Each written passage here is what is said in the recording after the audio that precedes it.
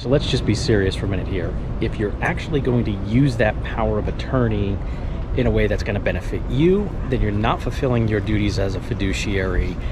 It's against the law, and I'm just not going to work with you.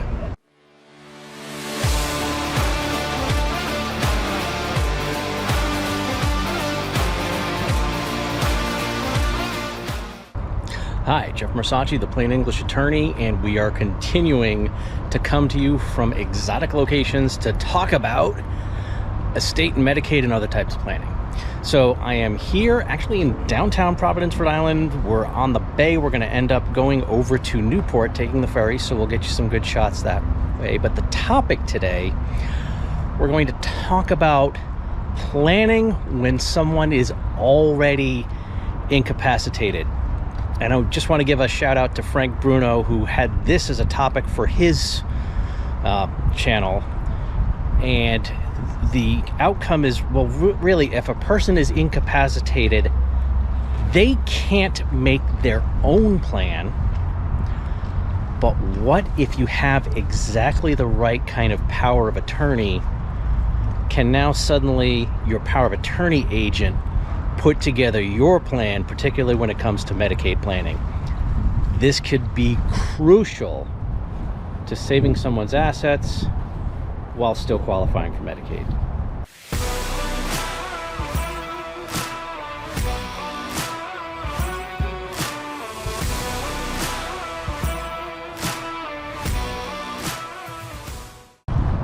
Okay, so what exactly has to be in the power of attorney to actually do effective Medicaid planning? We've got several things.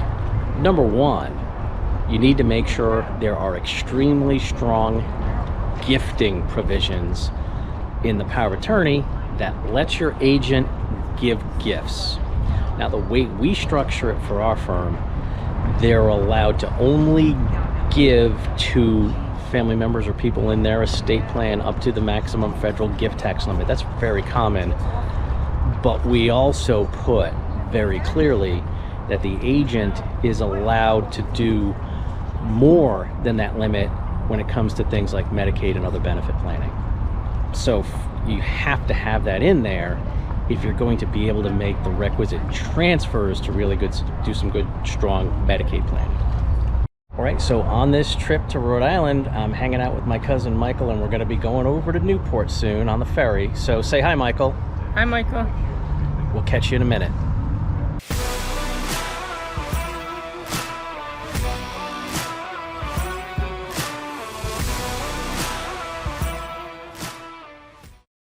Okay, so we actually made it to Newport.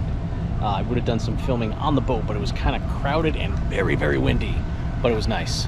All right, so what's the second thing that you need if you're doing some Medicaid planning for someone who's incapacitated? It's still related to that power of attorney. You have to have very broad discretion on the part of your power of attorney agent in order to really make this work, and for the attorneys out there working on this to ethically work like that. There are a lot of, well, they can do this, they can't do that, and they shouldn't do this, or whatever. Then you end up with a lot of situations where people can challenge what you're doing to try to set things up in terms of Medicaid planning. You have to have enough authority to be able to just transfer all the assets. And if you can do that, to transfer all the assets, we can put it into the irrevocable trust. And we'll be talking about that in just a second.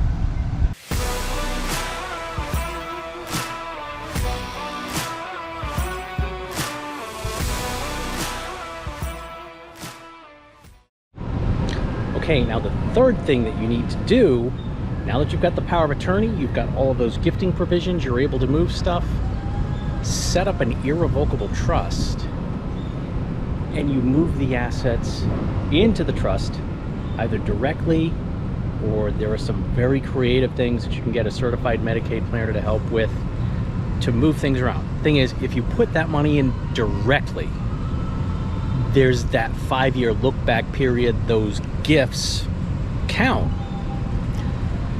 If you use the more creative solutions, the money will eventually get into that irrevocable trust, but it can be done without that 5-year look back period.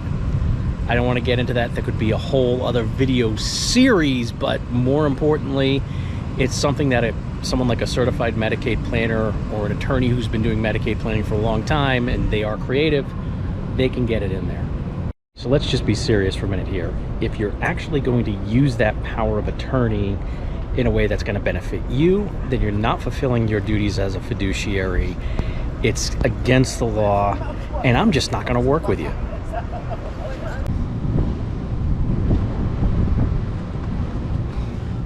Okay, so now the fourth thing, when you're doing Medicaid planning for someone who's incapacitated, when you're setting up that irrevocable trust, there has to be, what if there are assets left over? Where do they go upon death? Ethically, these have to mirror the last estate plan that the person had. If they had a will or they had a revocable trust and things were to be distributed a certain way, that's what it needs to be in the irrevocable trust. Oh, what if they didn't have a will or a trust?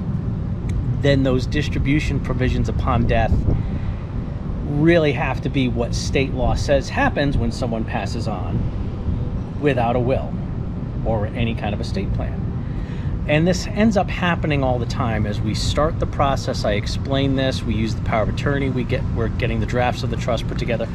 Well, you know, we were thinking, she's got 4 kids, she wanted everything equal, but this 4th person isn't really doing all that much. Can we cut them? No, you can't. If you're an attorney, you're looking at this, you ethically have to go along with the last plan they had in place when they were competent, even if that last plan was intestacy. Ethically, this is the only way you're going to be able to do it. And then it's okay, well, this goes here and this goes here. When the person passes on, it's like, well, can we change that? No, you can't, because that's their estate plan. You can't mess with that. So when you have those provisions, it's got to mirror that. Oh, what if they didn't have at least a will or a trust? All right, Michael. Okay, well, we're in Newport, so we're at a tourist trap. Actually, it's the store of the tourist trap. So a 5th important element is sticking to making sure that even when you've got these trustees that you're going to list, that they also line up with the people you have in the power of attorney. And if you're doing it right, then the executors of the will or the revocable living trust, it's going to end up being the same list. They also need to be the people in charge in succession. You shouldn't mess around with changing those people, because that's the last list of fiduciaries the person wanted when they were mentally competent and able to sign the power of attorney. So you do have to stick with that trustee list. Again, I've had clients go, well, we don't think they're that involved. It's, nope, sorry. This is who they wanted. This is who we're putting in. Okay, so those are the big considerations. And we end up having to do this actually a lot. The far better solution is before the person gets to a point where they're incapacitated and can't make these decisions themselves, is to actually do the forward-thinking Medicaid planning. But if you can't, if you at least have that solid power of attorney, which will allow your agent to make these chess moves on your behalf, you just ethically have to make sure you're using the same people they want in charge. And at the end, after they pass on, the distribution's got to line up with whatever their estate plan is. And that sets the stage for being able to do that Medicaid planning. So I hope you found that information useful. And please like and subscribe to the channel. And then when you subscribe, go ahead and put a message that you subscribed. We like to interact with the people who are watching this video. And let us know if there's anything else you want us to cover. But as always, stay safe, plan ahead, and enjoy life. And whatever you do, make it a great day.